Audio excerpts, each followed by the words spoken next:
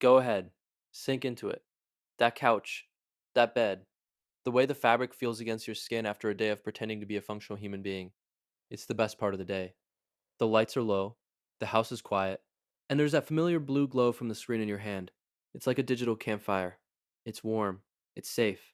You've earned this. You've been through it this week. Your boss was breathing down your neck. The bills are piling up. The world out there is loud and demanding, and frankly, it's a mess. So you scroll. You let the algorithm take the wheel. You watch a few reels, a couple of shorts, maybe a video about a hobby you'll never actually start. It feels like peace. It feels like you're finally taking a breath. But here's the problem: you've been resting for 3 hours. You've been resting all weekend. You've been resting for months. And yet, you are more exhausted now than when you started. You feel heavy. You feel like your brain is made of wet sand.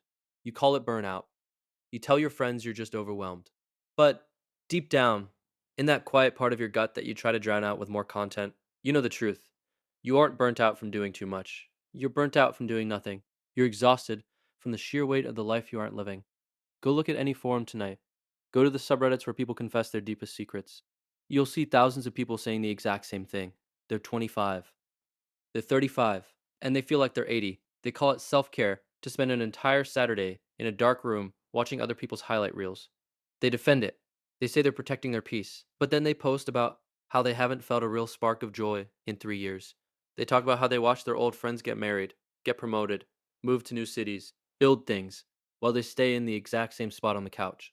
Looking at the exact same screen, every day is just a repeat of a movie they already hated. It's a loop, a glitch in the matrix. You're losing the best years of your life to a piece of glass and plastic. And the worst part is, you're doing it to yourself. You're a ghost haunting your own apartment. You're watching your potential rot in real time. But because it's comfortable, because it doesn't hurt, you don't scream. You just scroll. You're waiting for a day that never comes. You have become a professional consumer. Think about that for a second. Your entire identity has been reduced to a collection of things you've watched, not things you've done, not skills you've built, not memories you've made, just data points for an advertiser. You've outsourced your brain to an algorithm that knows your weaknesses better than you do. It knows exactly what to show you to keep you from looking up. You aren't the main character of your story anymore. You're just the audience for everyone else's. You're watching people climb mountains while you can't even find the energy to do your laundry. You're watching people fall in love while you're too tired to even text someone back. This is how the spark dies.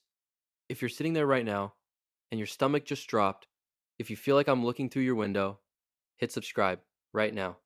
You think you're uniquely broken. You think you're just lazy or that you lack willpower. But you're just hijacked. Your brain is a survival machine. It's wired to find the path of least resistance. It wants the biggest reward for the smallest amount of work. In the wild, that meant finding a bush full of berries. In the modern world, that means a dopamine hit every 15 seconds from a video of a cat, or a cooking hack, or someone's vacation photos.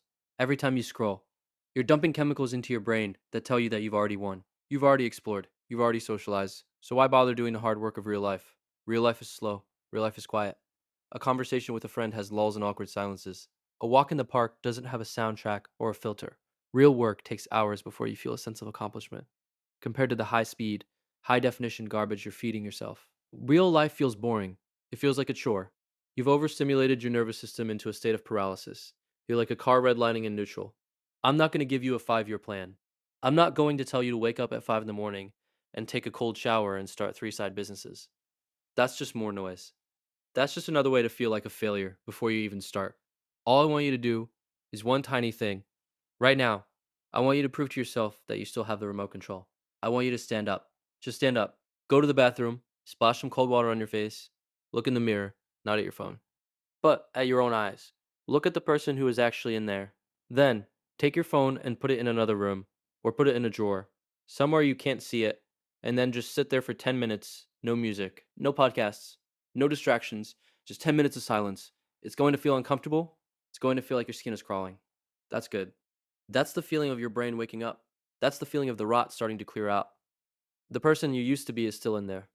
The one who had hobbies, the one who had curiosity, the one who actually liked the world. They aren't dead, they're just buried under a mountain of digital trash.